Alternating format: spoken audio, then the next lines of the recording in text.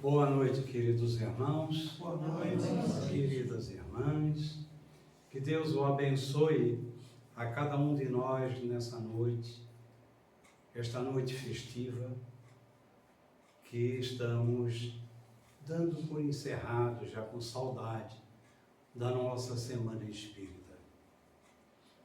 Semana Espírita comemorativa aos 160 anos do Evangelho segundo o Espiritismo e 8 anos de fundação desta Casa de Caridade Missionários. Foi durante esta semana que transcorreu momentos felizes dentro desta casa, com palestras que nos chamou a atenção, nos fez um convite e nos faz para grande reflexão, porque temos em nossas mãos o grande farol divino, a grande luz, que é o Evangelho de Jesus. Se nós souber aproveitar tudo que está contido nos ensinamentos que traz dentro do Evangelho segundo o Espiritismo, que é o próprio Cristo falando para nós, a nossa vida vai se transformar e se transforma, sem nos dar conta desta grande felicidade que nós temos de uma reencarnação, ter uma doutrina como a doutrina espírita. Este grande farol que ilumina o nosso caminho, que nos liberta da cegueira, da ignorância e nos dá um rumo na nossa vida espiritual. E que nos mostra que a vida verdadeira não é esta que nós estamos. É apenas um educandário do Espírito. E que tudo que é matéria são ferramentas do qual nós, espíritos reencarnantes, usamos como aprendizado. Então, durante essa semana, nós tivemos todos esses ensinamentos em nossas mãos, este grande aprendizado, para que possamos colocar na prática. Tivemos aqui os nossos queridos irmãos, do qual rendo aqui uma gratidão e homenagem a eles. A nossa irmã Inara Chup, presidente da União Regional Espírita 14, a nossa irmã Mari Bonato, nosso irmão João Silva, a nossa irmã Solange Brasil, o nosso irmão Edson Fachin. E hoje é com uma imensa alegria que nós temos esse grande amigo e irmão de caminhada, esse servidor dentro do movimento espírita de muitos anos, que nós adotamos ele aqui em Florianópolis, em Santa Catarina, porque é um carioca da Gema. Perdido aqui. Não foi não. Se achou, né? É que a espiritualidade disse: agora tu sai daqui, meu irmão, meu filho, né? E vai para Santa Catarina, Florianópolis, porque lá eles vão precisar muito de ti. E aqui está o nosso querido e amado irmão Sidney Lourenço, que eu tenho a felicidade, tive, de encontrar este irmão há 30 anos atrás. Toda a vida sendo um fiel servidor dentro do movimento espírita e dentro do movimento federativo. Por toda parte do nosso estado, aonde convida ele se faz presente, e fora também, né, Silvio? Então, está o o nosso querido irmão Sidney Lourenço, aqui contribuindo mais uma vez com esta casa, como sempre. Então, meus irmãos, não vamos nos alongar muito, porque o nosso tempo tem que ser muito bem aproveitado na noite de hoje, mas como é uma noite festiva, comemorativa, não devemos nos preocupar muito, né? Ir para casa assistir televisão, né? Então vamos ficar aqui, que é melhor, né? Esse aconchego. E que esta casa, durante essa semana, foi um foco de luz imenso e continua pela espiritualidade amiga, trazendo os nossos irmãos desencarnados de diversas ordens para compartilhar conosco neste grande aprendizado de Jesus. Os meus agradecimentos em nome de todos os ceareiros dessa casa, pela participação de todos vocês que colaboraram na sua presença durante essa semana e aqui se encontram. Muito obrigado. Continue, meus irmãos, levando esses ensinamentos lá fora, porque aqui é teoria, a prática é lá fora, distribuindo com os nossos irmãos todo esse conhecimento aqui do Cristo que trouxe até nós a terceira revelação já anunciada por Ele. Muito obrigado, que Deus o abençoe a todos e tenham uma boa palestra. Vamos, depois da palestra, não saiam ninguém, senão eu vou chavear a porta, porque nós vamos ter um coquetelzinho para vocês, tá? Isto é muito bom porque vai nos unir cada vez mais. E a doutrina espírita é isso, é união, tá? E Jesus disse: reconheço os meus discípulos por muito se amarem, né? Então nós somos discípulos de Jesus. Então passo a palavra para a nossa querida irmã Beth, que vai fazer a prece de abertura e depois vai fazer o passe coletivo de encerramento. Muito obrigado mais uma vez, que Deus abençoe a todos. Boa noite, irmãos. Boa noite. Encarnados e desencarnados, sejam todos bem-vindos. Já tivemos harmonização com as duas leituras do nosso irmão, as palavras do seu Altamiro, a apresentação do nosso irmão palestrante. Então, nos resta neste momento pedir a Deus, a Jesus, aos mentores espirituais desta casa, que estejam conosco neste momento, pedir autorização para a abertura do trabalho desta noite. E como faremos isso? Fechando os nossos olhos e elevando o nosso pensamento, para que a luz se faça para todos nós. E vamos fazer a prece que Jesus nos ensinou, pensando, refletindo sobre cada palavra que pronunciaremos. Pai nosso que estás nos céus, santificado seja o teu nome. Venha a nós o teu reino. Seja feita a tua vontade, assim na terra como no céu. O pão nosso de cada dia dai-nos hoje. Perdoa as nossas ofensas, assim como nós perdoamos a quem nos tem ofendido. Não nos deixes cair em tentações, mas livra-nos de todo mal. Que assim seja.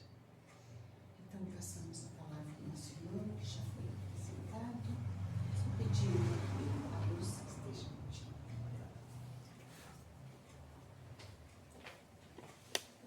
Queridos amigos, que a paz do Cristo esteja em nossos corações. É muito bom vir aqui, né? Que a gente sempre vê umas carinhas já conhecidas. Eu não sei se essa turma é obsessora ou alguma coisa parecida, né? Que sempre estão atrás aí. Mas a gente fica feliz de estar aqui E agradecer aí o nosso irmão, mais uma vez, pela oportunidade de a gente poder falar um pouquinho sobre a nossa doutrina e enaltecer esse trabalho que, como eu disse no início, quando eu cheguei aqui para ele, é um modelo que, embora lá no Rio de Janeiro é comum fazer semana espírita, em várias casas espíritas pelo Rio, por todo o estado, no período de outubro, mas são poucas casas espíritas em Santa Catarina que faz a semana espírita. E essa casa aqui vem repetindo, não só ela, mas algumas daqui, né? Onde tem o dedinho dele, faz sempre que faça essa semana espírita. Porque é um momento único para que o movimento espírita possa avaliar um conteúdo, como foi eleito para esse trabalho. E aí, quando ele me convidou, e eu, já sabendo da programação, eu falei, eu quero ficar no último dia.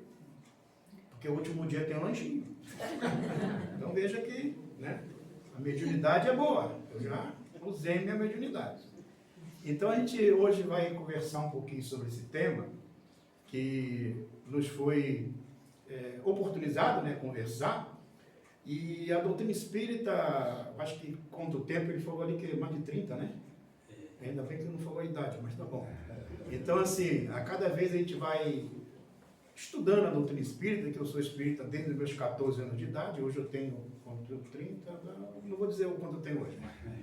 Então eu venho meditando muito e venho descobrindo, como eu pude dizer para os companheiros no início, alguns detalhes que a doutrina espírita já está ali escrito e às vezes a gente esbarra de novo e fala assim, meu Deus, eu passei por aqui e não vi isso, né?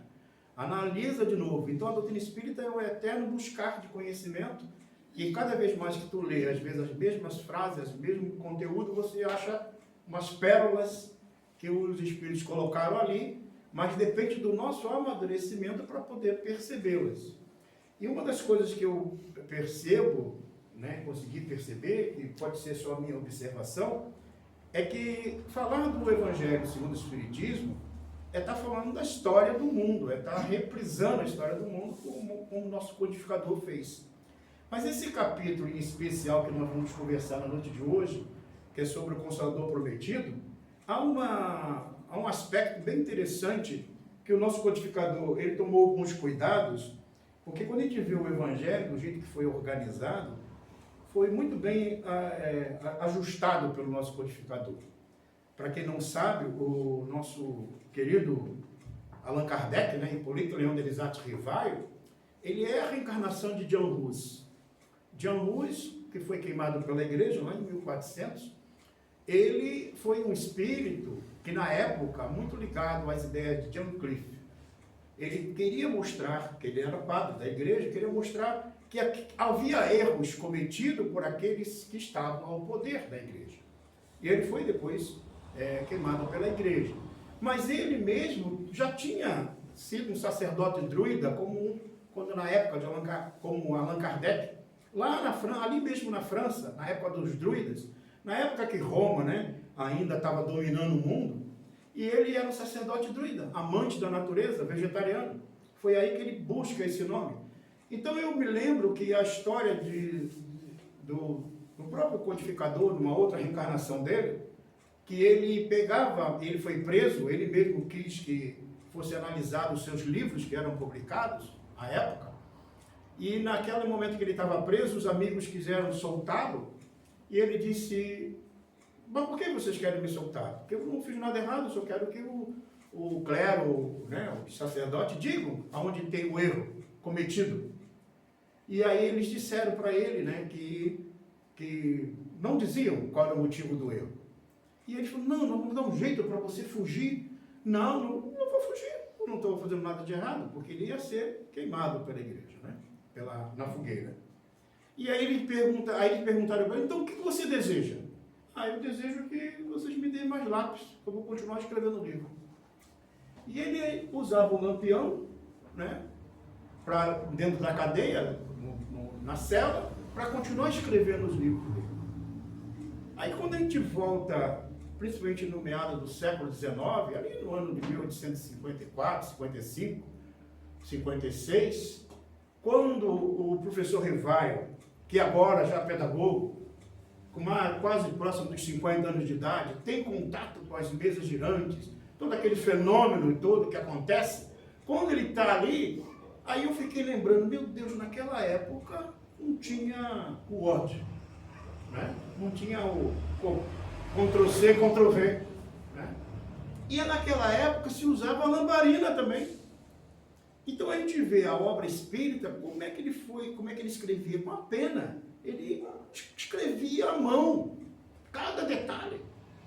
E cada análise que ele fazia de construir o arcabouço da doutrina espírita, ele construía através de horas e horas, passando horas e horas. E veja que lá, basicamente, em 1854, 55, ele já estava, de uma certa forma, com a primeira parte do livro dos Espíritos pronta, porque a primeira edição do Livro dos Espíritos foi publicada com 502 questões, em primeiro lugar.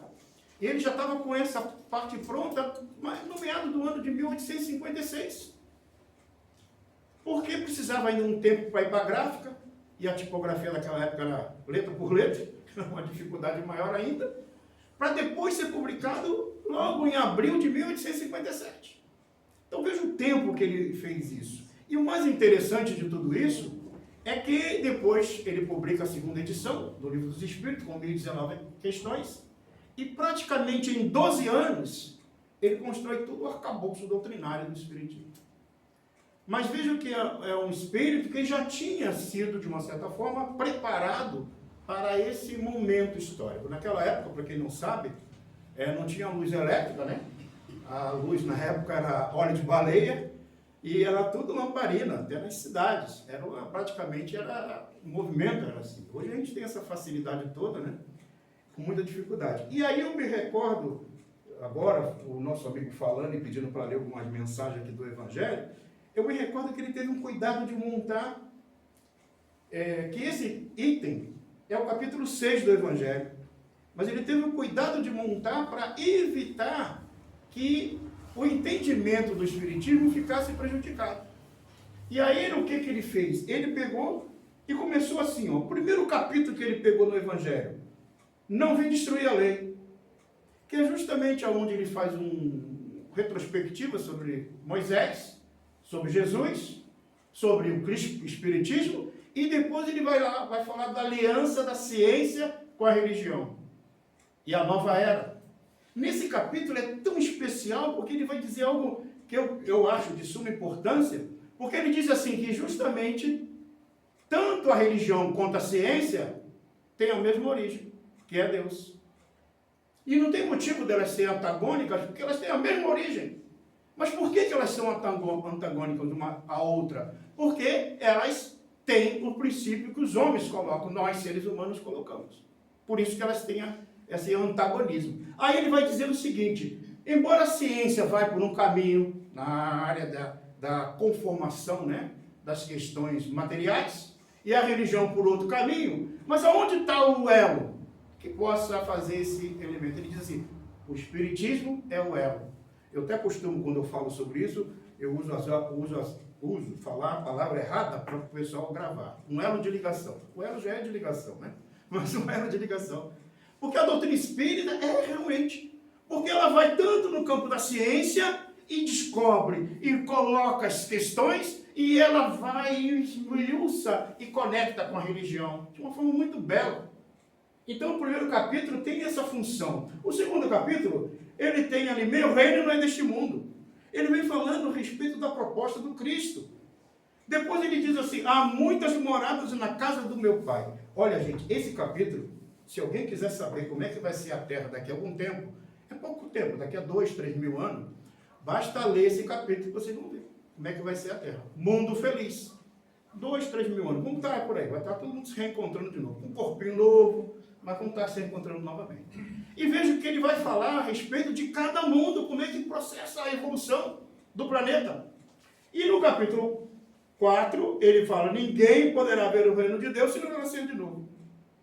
Veja que ele prepara o conhecimento, o entendimento, para chegar aonde? No capítulo 5, sobre as dores, as aflições. Bem-aventurados os aflitos.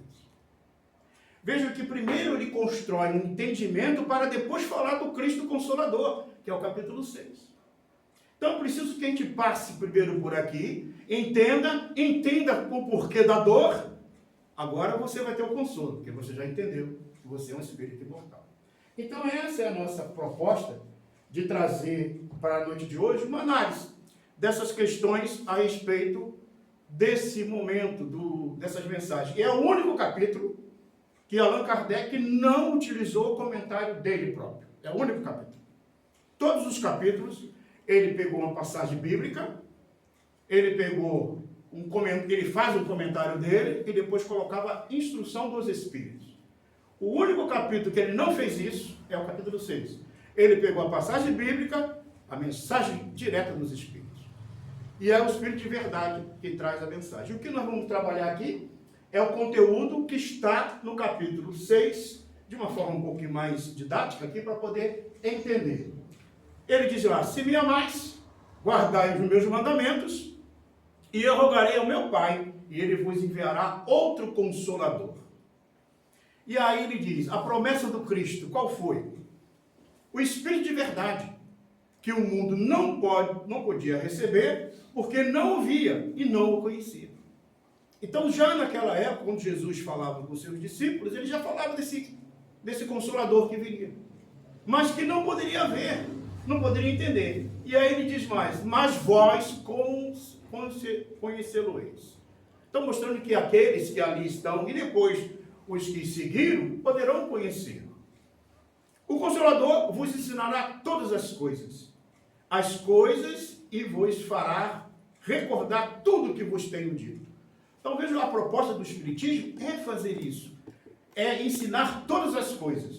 Então, pegue qualquer assunto, qualquer área do conhecimento que vocês queiram analisar, e olhar pelo bisturi da doutrina espírita, vocês vão encontrar a experiência. Recorda-me que algum tempo atrás, lá no Rio de Janeiro, numa aula de fisiologia, estudando sobre o cérebro, a gente estava com o cérebro na mão, estudando as fissuras do cérebro, e aí virei para o catedrático da área da fisiologia na universidade e perguntei para ele, mestre, onde é que está a inteligência aqui? Já que eu estava com o cérebro na mão, né? E aí eu perguntei, onde está a inteligência aqui? Aí ele, não, a inteligência é uma energia que vai e volta, e não sei o que, e tal. Eu já, espírita, desde os 14 anos, eu falei, eu sei, mas não vou falar, né? Mas aí ele falando, tentando explicar ali na matéria, por que da inteligência? Eu falei, meu Deus, a cátedra ainda está com dificuldade de entender isso, de perceber. E eu pude ali identificar, lógico que eu não fiz nenhum proselitismo dentro da sala, mas mostrando justamente o seguinte, quando a gente começa a ter a visão da doutrina espírita, a gente olha assim, puxa, ainda falta a ciência entender sobre isso. Veja bem, eu tenho um filho que ele nasceu, né, com um problema genético, DNA, aquela estrutura genética do DNA, e todos os homens por parte da família, da mãe dele, nascem com essa problemática. É uma malformação congênita que acontece, a boca fica aberta, os braços, as pernas, o joelho bate na outra, ou seja, anda meio devagar. Eu digo que ele é um toureiro do passado, né? Fez mal para os touros e agora veio meio tortinho para poder tocar a vida. Mas ele começou a frequentar a PAI. E aí, hoje ele tem 25 anos, tá? Eu tenho 30, né? Aí ele está lá frequentando a PAI na época, e ele falou, tio, pai, vamos lá assistir um evento na PAI? Eu falei, vou contigo. E fui. E chegando lá, eu comecei a perceber várias crianças com síndrome de Down, outras com aspecto autista, outras com outras problemáticas, em cadeira de roda, os familiares. Era uma alegria muito grande, todo mundo festejando, e ele, cheguei, juntamente com ele, me apresentou para os amigos dele, isso aqui é meu pai. E aí veio outro, me apresentou, o outro me apresentou, e ele veio me apresentando, apresentou um, e vinha um, falava, e daqui a pouco um virou para mim e falou assim, olha, a gente recebeu uns ticketzinhos para fazer lanche, para pegar bolinho lá na frente. Aqui não tem não, hoje não tem ticketzinho não, tá? Mas lá na PAI tinha. Para comer aqui, fazer um lanche, você não quer uns ticketzinhos? Eu falei, não quero não.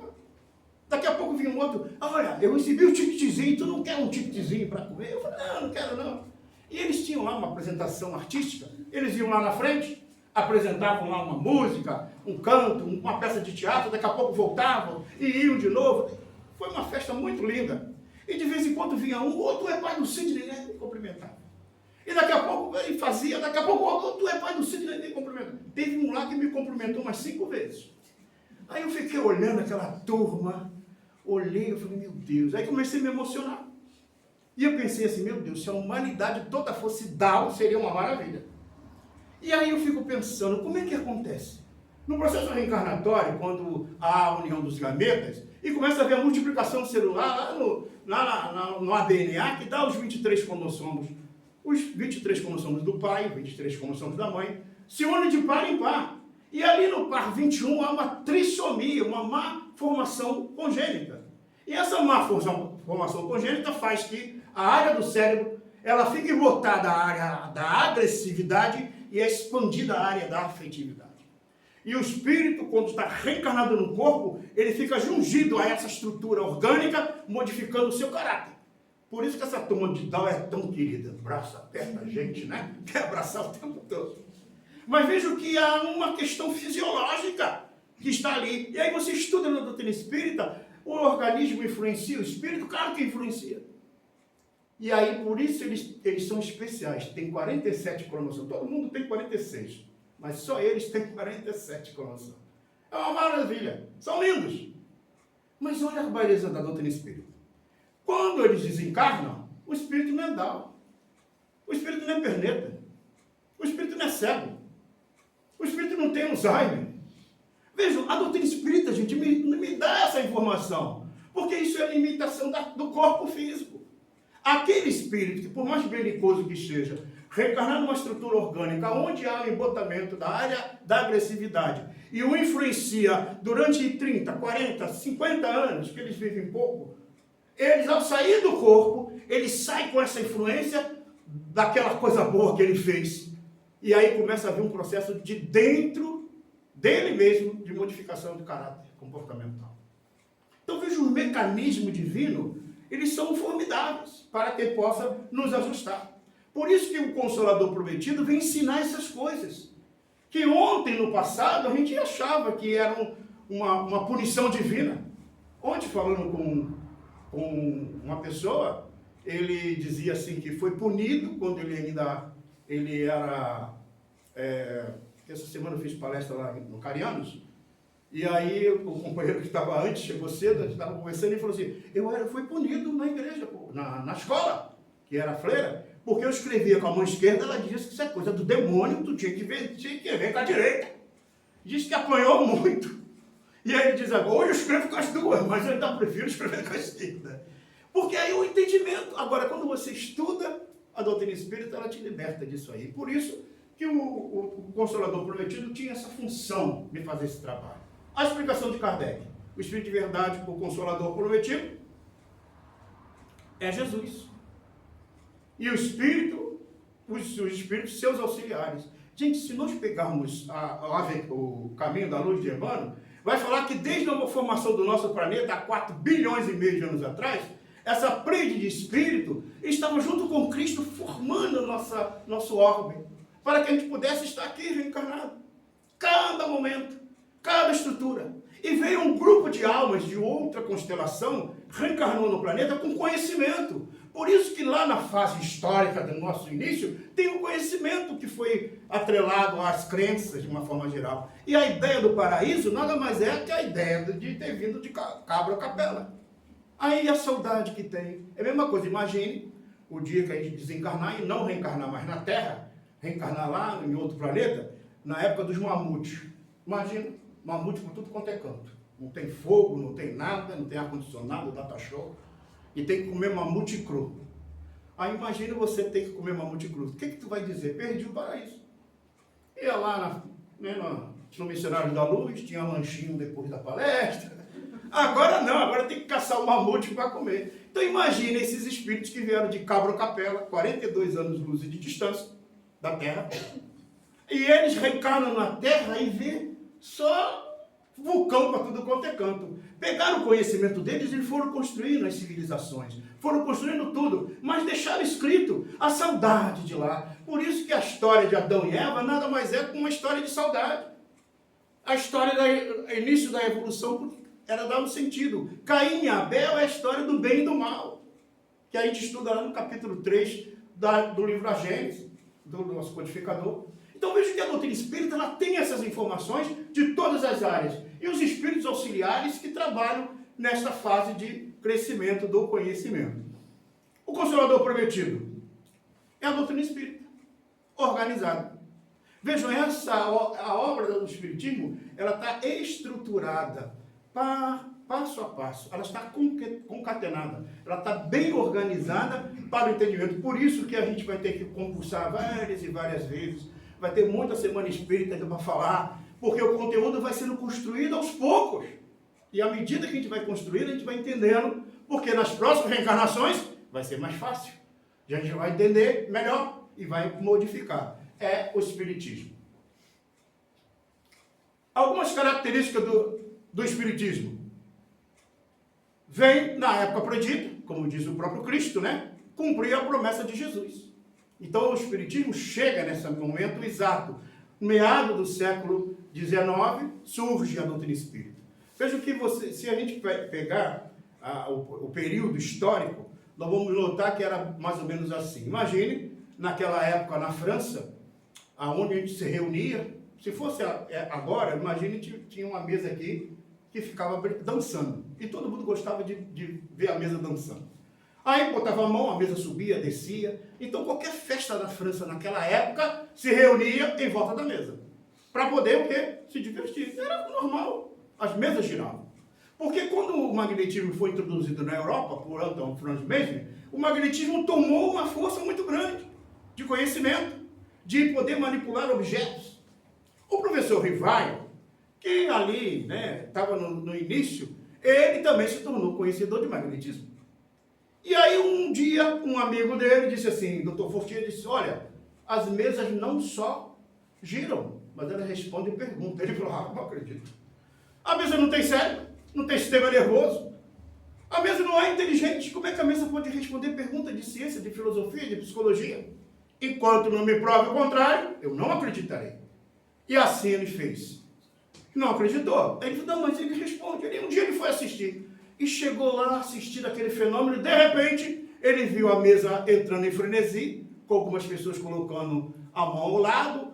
Foi convencionada a tipologia, sinais das pancadas, de acordo com a dentro do alfabeto. E ele escreveu através de cada letra e as palavras, dizendo assim, não é a mesa que fala. São as almas dos homens que antes viviam na Terra. Então, quando ele descobre isso, ele verifica que há uma descoberta de algo que até então não era conhecido. Não se falava disso. E ali, nesses anos que começam a vir essas mensagens, vários começaram a mandar a mensagem para ele. E o professor Rivaio, então, começou a analisar. Começou a verificar cada detalhe. Então, os pensamentos naquela época na França, eles nasciam de manhã, amadureciam meio-dia, à tarde morria o pensamento, no dia seguinte nascia um novo pensamento.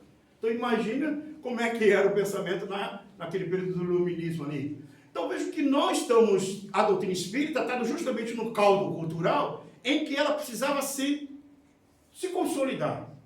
E o pedagogo que eu era ali do Iverdo, da Suíça, formado no grande castelo de Pestalozzi, teve esse trabalho de organizar essa estrutura do conhecimento espírita. E aí, quando eu pego essa estrutura e começo a entender, vem na época predita cumprir a promessa do Cristo. Vejam a mão dos espíritos organizando toda a estrutura do pensamento espírita.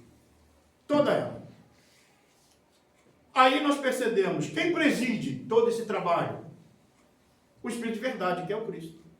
Então a doutrina espírita não é de Allan Kardec, que muitas vezes é assento de mesa branca. Tem alguns centros que é mesa marrom, né? Tem vários centros aí que tem mesas diferentes. Não é. Espiritismo só tem um, codificado por Allan Kardec. Mas quem preside? É o Cristo, que é o governador espiritual do planeta. Desde que o nosso mundo foi criado, ele coordena cada etapa, inclusive o aparecimento de cada fase da nossa história. Os ensinamentos do Espiritismo abrangem todas as coisas, esclarece de onde viemos, para onde vamos e por que estamos na Terra. Então há uma informação. Da onde eu vim? Dá para saber. Para um pouquinho e vai descobrir. Para onde eu vou? Também dá para ter uma ideia, né? Qual é a estação do nosso destino? Para onde nós vamos aprender, não é? Promove a consolação para todos os sofrimentos. Há uma causa justa e um fim útil. Todos têm processo desse fim útil. O Espiritismo realiza o que Jesus disse do Consolador prometido. Então veja que o próprio Espírito está dizendo que é o Espiritismo esse Consolador prometido. Promove o conhecimento das coisas e atrai para os verdadeiros princípios da lei de Deus. Consola pela fé e pela esperança. Então a fé que me faz acreditar vai me gerar esperança. Eu preciso entender. Por isso que a doutrina espírita é uma doutrina de livre exame. É uma doutrina de análise, de estudo.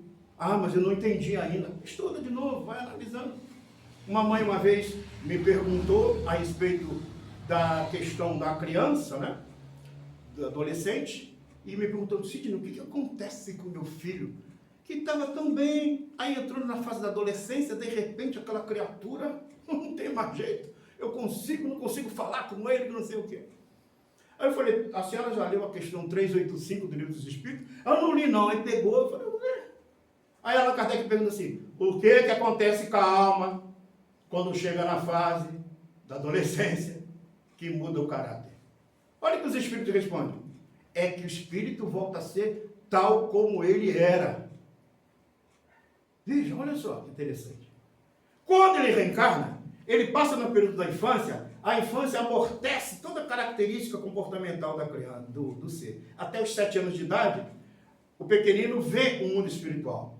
Mas ele fala com a mãe, mamãe, o vovô está sentado aqui na sala, a mãe não acredita, né? Fica de cabelo em pé. Mas depois dos 7 anos de idade, ele começa a chegar aos 11. Dos 11 até praticamente aos 20 anos, é o período da adolescência. Aí modifica. Antes ele via o mundo espiritual, agora ele sente a influência do mundo espiritual, que é a fase da adolescência. Aí o que acontece? O espírito então começa a despertar os valores que ele era do passado. Dependendo dos valores que ele tem, ele vai espelhar o comportamento. A ciência espírita falando sobre didática, sobre educação. A visão espírita falando sobre como lidar com essa fase histórica. Tem uma mãe, que é um caso muito interessante, que ela tentou educar o filho, ali, tentando educar a criatura, mas nada. A criatura não queria tomar banho, não cortava cabelo, né? Não queria estudar. O quarto era aquela coisa linda, né? Imagina o quarto do adolescente. E a mãe tentando tudo. E aí, um belo dia, lá com os 17, 18 anos, ele mudou. Ele cortou o cabelo. Ele começou a estudar. Tirou do quarto lá mais de 30 copos, que guardava lá, botou para fora. Aí a mãe virou para o pai, tá vendo? 17 anos de educação, agora consegui mudar essa criatura. E aí a mãe, toda feliz, porque agora ela conseguiu educar. O pai sabia da história e falou assim, não foi bem isso não. Foi, claro que foi. Foi por causa disso que ele mudou. Foi a minha educação. Eu peguei tanto no pé dessa criatura que agora ele mudou. Aí o pai, não foi bem isso não. Então foi o quê? É que agora ele está apaixonado. Ele se apaixonou pela menina da escola que é limpinha, que é estudiosa. E aí ele modificou o comportamento. Gente, questão 907. Diz o nosso codificador sobre a força da paixão. Ele diz assim, a paixão decuplica a capacidade do ser. É capaz de fazer, veja, o que 17 anos de educação não é capaz de fazer, o que a paixão pode fazer. A paixão muda a criatura. Só que ela dá um impulso, que nós temos 3 forças que nos impulsionam. A força sexual, a força da paixão e a força do amor. Quando a gente está pela libido e tem a paixão, mas é preciso o amor para depois manter a estrutura, senão a gente se perde. Mas o que acontece com a paixão? Ela decuplica, e detalhe, a paixão dura apenas 2 anos. Depois tem que ter amor mesmo. Né? Então veja onde que eu aprendo isso. Na doutrina espírita. Questão 907. Aí você entende o mecanismo da evolução humana, dos seres humanos se ajustando. Por isso que é importante esse conhecimento. A mensagem que nós destacamos ainda é essa aqui. E aí nós separamos essa mensagem em 7 lições, ou 7 instruções que nós achamos interessante. A mensagem é bem maior, mas a gente separou assim os itens para ficar mais fácil de entendimento. Primeira instrução. Olha o que diz o Cristo. Venho como outrora aos transviados filhos de Israel. Gente, isso aqui está no Evangelho segundo o Espiritismo. Quem é os transviados filhos de Israel? O que está acontecendo no mundo aí que a gente está ouvindo falar tanto? Que foram os primeiros que receberam toda essa orientação, né? Das crenças de Deus único, graças ao Deus único que nós temos hoje aqui. Aí ele vem, ó, aos transviados filhos de Israel, trazer-vos a verdade e dissipar as trevas. Esse é um dos objetivos da doutrina espírita, dos trabalhadores. Esclarecer, trazer isso de uma forma de transformação. Crede e orai, diz o Espírito de verdade. Porque a morte, olha só, outra frase que eu achei maravilhosa. A morte é a ressurreição. Lembram lá que a gente falou sobre a ressurreição do Cristo? A ressurreição, gente, morreu. A gente vai ter a ressurreição. Porque a gente continua vivo. Todos aqueles que morrem, que a gente fica chorando, na realidade eles estão ressurgindo de novo. Na vida espiritual. Assistam o filme Nosso Lar 1 e agora o filme Nosso Lar 2. Para ver. O Nosso Lar 2, então, é dentro de uma casa espírita. Bem interessante, né? Vale a pena assistir. Já está agora nos streams da vida, né? Do cinema já pode ser assistido. Vale a pena. Do médium que desencarna e continua na sede espírita. Achando que tinha feito bom trabalho. E os espíritos rindo dele e tudo mais. Vale a pena, gente. Porque continua vivo, não morre. Então Jesus ter ressuscitado no terceiro dia, ele volta ao mundo espiritual como normal. Só que ele ainda aparecia, como aparece para alguns, os espíritos ali. Por exemplo, nós somos cerca de 8 bilhões de seres na Terra, reencarnados. Diz os espíritos que a população invisível que nos cerca é 4 ou 5 vezes a população encarnada. Então, se fizer uma divisão, dá mais ou menos 5 para cada um. Né? Por exemplo, se nós somos aqui em torno de 20, 30 pessoas, imagina os espíritos que vieram. Tem alguns que ficaram lá fora, que não entram no centro espírita. Por isso que eu falo alto aqui para ver se eles ouvem, né? Mas aí tem gente que diz assim para mim, Sidney, eu vou morar sozinho. No mínimo vai 5 com ele. Ele nunca vai morar sozinho. Porque nós somos cercados por uma nuvem de testemunhas, já dizia Paulo. Está ali os espíritos olhando, o que estás fazendo? Está aprontando aí, né? Aí por isso que eles mandaram vir do Rio de Janeiro para cá, para ver se melhorava um pouquinho. Mas aí a gente fica analisando, os espíritos estão ali, estão aqui, estão em todo quanto é lugar. Ainda mais se você está lá no shopping, né? Não quer comprar nada, mas de repente dá aquela vontade louca de comprar um sapato. Tu já tem 32 pares. Mas dá aquela vontade louca. Aí o espírito que quer o sapato não tem cartão de crédito, mas tu tem. E ele compra o sapato, e tu compra. Aí tu leva o sapato para casa, quando chega em casa, eu não precisava comprar esse sapato, mas foi o espírito, né? Aí você não adianta querer pegar ele já, ele não vai usar também o sapato contigo. Mas veja, gente, o que eu quero chamar a atenção é que a doutrina espírita esclarece a presença dos espíritos. Aí diz o quê? Que nós podemos ter 2 situações ligadas aos espíritos. Uma, que é a tal da obsessão. Se eu tenho pensamentos vulgares, atitudes vulgares, me ligo a espíritos vulgares. É uma questão de escolha, sintonia. Mas se eu tenho pensamentos salutares, atitudes salutares, me ligo aos espíritos superiores. É inspiração. Então eu tenho inspiração e obsessão. O que eu quero? A escolha de nossa, pela sintonia. Então essa escolha a doutrina espírita te dá. Porque o espiritismo não salva ninguém. Ele apenas coloca, quer ser salvo, meu filho? Vai pela inspiração. Porque os espíritos que nos inspiram, que nossos anjos de guarda, os bons espíritos, dizem assim, não faz isso. Aí a gente faz. Aí ele vai lá de novo, não faz, meu filho, não faz. Não faz, meu filho. Ah, então tá, então deixa. Aí ele fica só olhando. Quando doer, tu me chama que eu estou aqui do teu lado. A gente faz isso o tempo todo na nossa caminhada. Então por isso que diz lá, crede e orai, porque a morte é a ressurreição e a vida é a prova escolhida. A nossa vida é a prova escolhida. Que eu escolhi para poder evoluir. Durante a qual vossas virtudes cultivadas devem crescer e desenvolver-se como cedo. Aí eu parei no Evangelho ontem. Eu falei, meu Deus, o que é isso? Por que o Espírito botou essa palavra aqui? Vocês sabem o que é? Madeira. Isso. Mas o quê? Bom, eu já sei que vocês não vão saber, porque eu não sabia. Né? É madeira, realmente. Mas é uma árvore, gente, que dá a melhor madeira para a construção de imóveis. Aí eu fui pesquisar, eu falei, não, peraí, eu quero saber esse negócio de ser. Por que o Espírito disse essa palavra? dizendo que nós vamos desenvolver-se como o cedro. Aí eu fui pesquisar. Olha só. O que eu achei? Muita coisa tem. Na Bíblia, esse termo, né, o cedro, a árvore, é mencionada frequentemente como símbolo de grandiosidade e bênção divina. O cedro também é associado a figuras históricas como o rei Salomão, né? Além disso, o cedro é referenciado no Corão, que é um outro divisor da estrutura, né, dos israelitas, refletindo sua importância na cultura islâmica. Então aí eu falei, mas essa planta é boa mesmo. Olha só para que ela serve. Pode ser utilizada para aliviar a ansiedade, proporcionar uma sensação de calma, propriedades físicas, muito eficaz contra problemas de pele, como dermatite. Aí, todo mundo já está querendo comprar um vidrinho, eu já estou fazendo propaganda ali, né?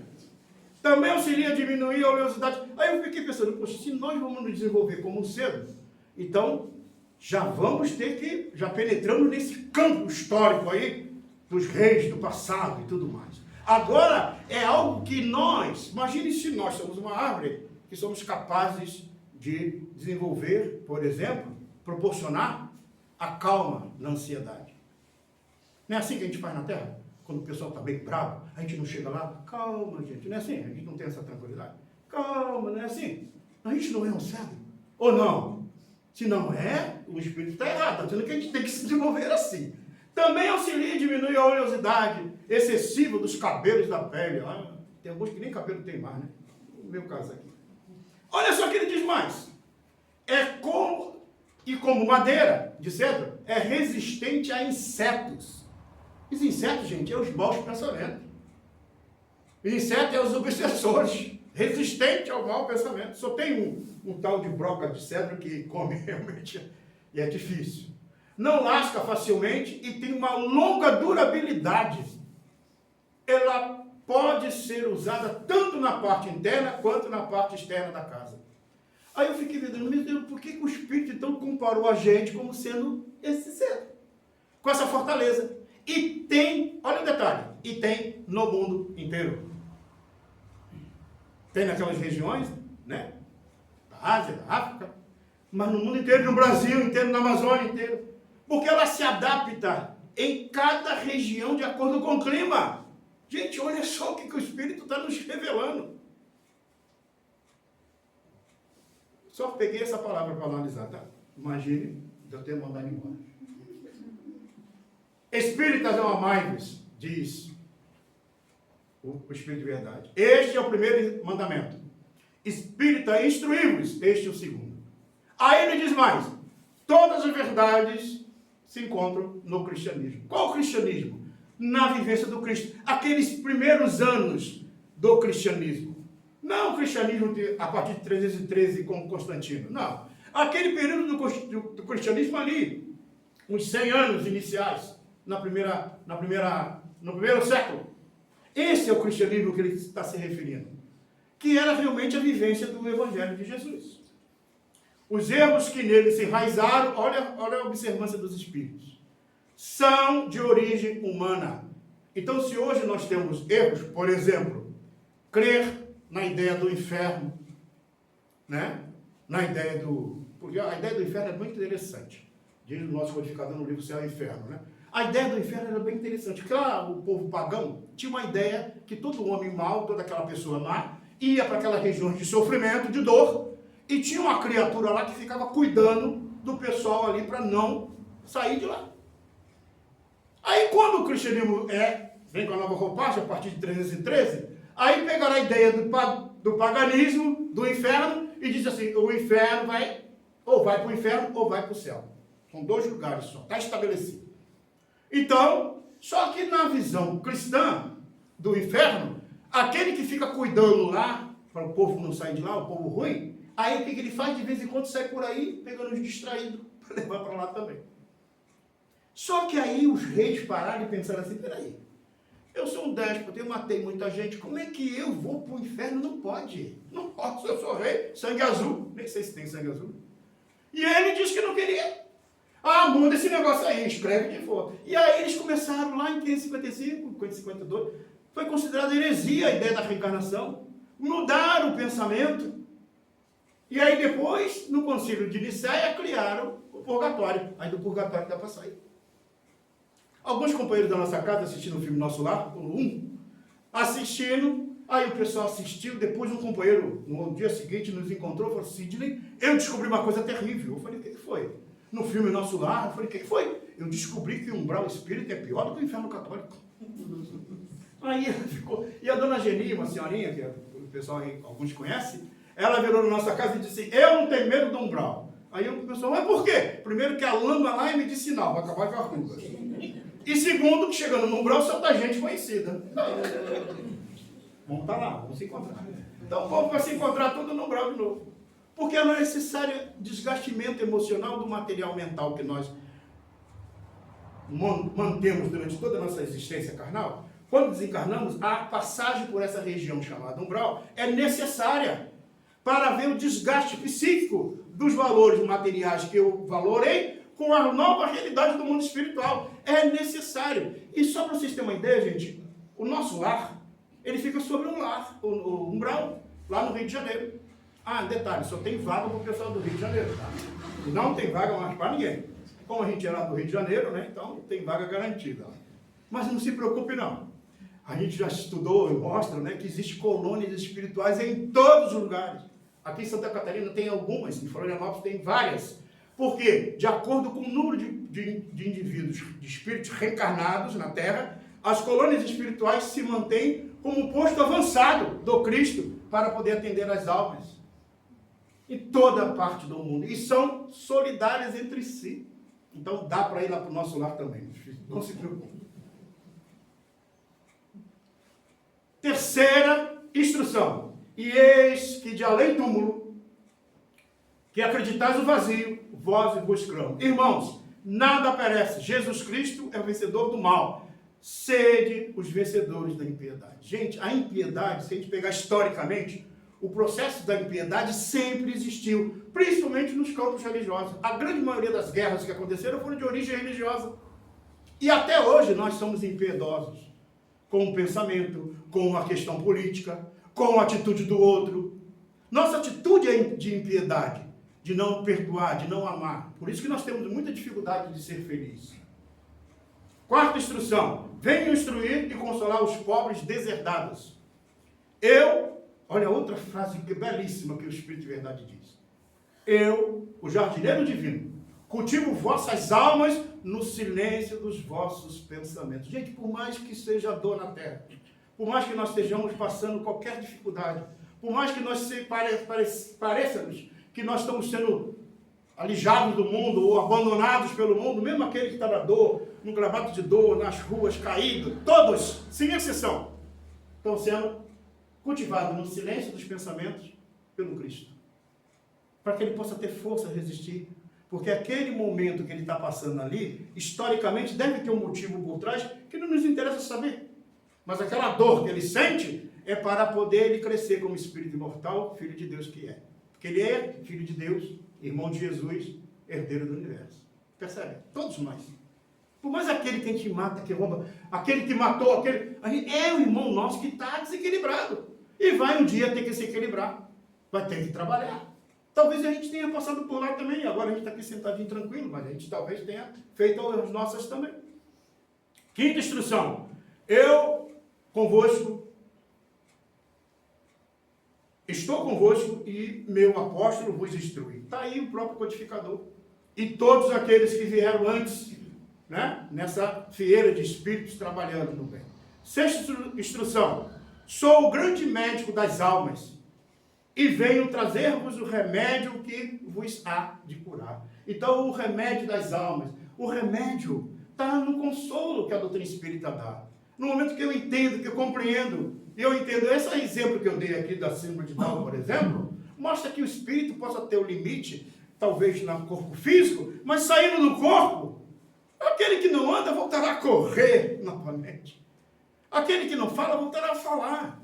Esse limite do corpo é uma aparente dor, que ao sair do corpo, deixou de existir. E a alma vai se ajustando aos poucos. Por isso que a doutrina espírita, amigos, nós temos aí uma obrigação, nós espíritas, demonstrar a doutrina como ela foi codificada por Allan Kardec. De poder explicar detalhe como está aqui, mesmo que a gente não tenha compreendido ainda, mas dizer aonde estão as fontes. Por exemplo, esse material aqui, todas essas frases que eu estou mostrando para vocês, todas elas, não foi nenhuma delas criada por mim. São textos que estão no Evangelho. Vinde a mim, todos vós que sofreis e vos achais oprimidos, e sereis aliviados e consolados. Sexta instrução. Sétima instrução. Tomai por divisa estas duas palavras: devotamento e abnegação.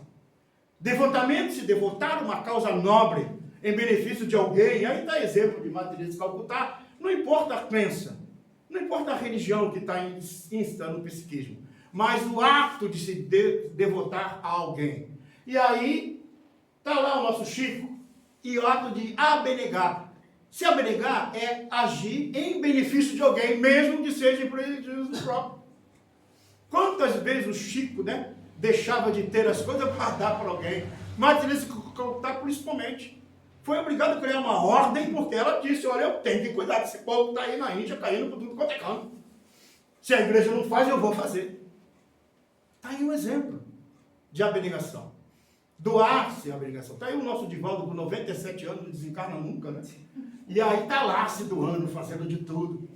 O trabalho gigantesco, né? E tantos outros, não só na religião, em outras áreas também do conhecimento. Apelo divino. Deus dirige um supremo apelo aos vossos corações, por meio do Espiritismo. Escutai. Então, gente, esse é o apelo divino para todos nós. Mesmo que a gente ainda não tenha parado de, eu acho que não, que o Espiritismo ainda dá para mexer alguma coisa. Eu acho que ele precisa ser atualizado. Teve um aí que disse: o livro dos Espíritos tem que ser atualizado, está meio desatualizado. Aí eu falei: onde é que está desatualizado isso, meu Deus do céu? E a pessoa estava ali querendo reescrever o livro dos Espíritos. Eu falei: vai perder tempo. Porque quem escreveu o livro dos Espíritos foi o codificador. Mas quem analisou, organizou e verificou todos os detalhes foram os Espíritos superiores. E aí, se você pegar, hoje, por exemplo, se você pega o livro dos Espíritos, que agora está na nova tradução do Noleto, ele fez atualização gramatical, para a gente poder entender, uma linguagem mais moderna. Mas a essência ainda é da terceira edição do livro dos Espíritos, em francês, que a FEB tem como segurança para poder fazer a tradução. E como todo período de livros é 80 anos, né? Para que ele perca a condição, né, e se torna público, se torna de domínio público, a FEB faz uma nova tradução, e essa nova tradução tem mais de 80 anos, porque tem o tempo do autor, tem o tempo do tradutor, e o Noleto ainda não desencarnou, então precisa o Noleto desencarnar mais de 80 anos, então vai demorar bastante para poder alguém fazer uma cópia, porque os direitos autorais é da FEB, e poder publicar esse conteúdo da forma que está escrito. Mas Sidney, mas eu queria lá do conteúdo anterior. Por exemplo, eu escrevo um livro e um dia eu fiz um material, mandei para a Amazon, o livro que eu publiquei, fazendo referência às obras e faquei alguns textos da doutrina espírita, do livro dos Espíritos, e aí a análise da Amazon mandou uma carta para mim imensa, dizendo que eu tinha que ter autorização do autor. Eu falei: mas o Kardec já desencanou, tem que evocar ele. E tem que vir uma orientação da tradutora, da federação, e mandou. Eu falei: meu Deus, então meu livro não vai ser publicado. Aí comecei a estudar o tema. Aí achei um site, é um site que não se acha, né? Está aí, o site do governo, onde está todas as obras de direito público. Está publicado. Inclusive está lá as obras da codificação. Todas elas, que foi traduzida por Guilhão Ribeiro há muitos anos atrás, que já desencarnou e tal. Aí eu peguei todo aquele conteúdo e mostrei para eles: até aqui, ó, eu estou usando essa edição aqui, que tem direito público. Eu não posso alterá-la, posso destacar, como a lei manda. Aí eles: então agora está certo. Aí aceitaram. Eu falei: olha só que beleza. Então por que eu estou chamando a atenção? Porque a doutrina espírita tem esse respaldo. Por isso que os espíritos dizem: por meio do espiritismo, escutai. E por último, instrução dos Espíritos. são as vozes do céu que vêm esclarecer os homens e convidá-los à prática do Evangelho. Então essa é a proposta da doutrina espírita, a prática do Evangelho de Jesus. Quanto mais a gente se volta para esse princípio, né, dessa prática, nós começamos a entender que a nossa obrigação é agir nessa direção. Quando a gente pega, por exemplo, os temas que foram abordados na Semana Espírita, em homenagem, né, aos 160 anos do Evangelho segundo o Espiritismo, e também ao aniversário da casa, a gente lembra que muitas das vezes, quando nós pegamos esse momento histórico da nossa caminhada terrena, a gente vai vendo que cada um de nós tem um pedacinho para contribuir nesse processo. E recordo do nosso Chico, que quando ele ainda estava entre nós, através da sua pena psicográfica, ele pôde receber algumas mensagens de vários autores, e principalmente de Maria Dolores, que no livro A Vida Conta, ela diz mais ou menos assim em relação a um momento em que Pedro tem um colóquio com Jesus, quando nesse colóquio, nesse bate-papo, vamos dizer assim, ela descreve a maneira tão bela como foi feita. Terminado Jesus a prédica no monte, diz Maria Dolores. Terminado Jesus a prédica no monte, nisso o apóstolo Pedro se aproxima e diz: Senhor, deve haver alguma ponte que nos conduza ao alto, ao céu que brilha muito acima. Conforme eu vi de tua própria voz, sei que o reino do amor está dentro de nós, mas deve haver no além o país da beleza, mais sublime em fulgor e grandeza. Onde está a ligação, Senhor? Onde esse divino acesso? Jesus silenciou, como entrando em recesso.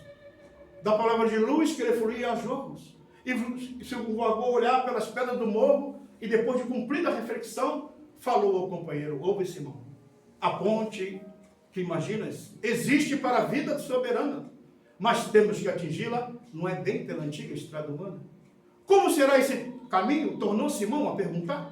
E Jesus respondeu sem hesitar: coração que escolha, às vezes vai sozinho. Reconhece-se não, renúncia em dor, solidão e amargura. Porquanto vive e pratica a lei do bem, sofre o assédio do mal, que o vergaste procura reduzi-lo à penúria e ao desfalecimento. Quem busca, nesta vida transitória, a ponte de luz para a eterna vitória, há de saber amar os próprios inimigos. Não contará percalços nem perigos para servir aos semelhantes. Viverá para o bem a todos os instantes. E mesmo quando o mal pareça vencedor, confiando em Deus, doará mais amor. E mesmo que a morte, Pedro, se lhe impunha na injustiça, ferindo-lhe a vergonha, aceitará pedradas sem ferir. Desculpará injúrias e humilhação, se deseja levar o coração à ponte para o reino do porvir. Alguns dias depois, o Cristo flagelado encontrava na cruz o impacto da morte, silencioso, sozinho e desprezado. Terminada que foi a gritaria da multidão feroz naquele dia ante o céu, anunciando a aguaceiro imenso, Pedro foi ao Calvário, aflito e atento, envergando disfarce. Queria ver o mestre, aproximou-se para sentir o extremo desconforto. Simão chorou e veio o amigo morto. E ao fitá-lo, magoado longamente, ele ouviu uma voz a falar das alturas: ouve, Simão, recorda os pensamentos teus e meus. Não temas, esta cruz que me arrasa e me flagela é a ponte que sonhavas alta e bela para o reino de Deus. Que a paz do Cristo esteja em nossos corações e que o pouco que eu pude mostrar possa ter contribuído um pouquinho para a análise dessa nossa doutrina, que ela tem uma proposta para nossas existências e para a nossa vida eterna. Muita paz.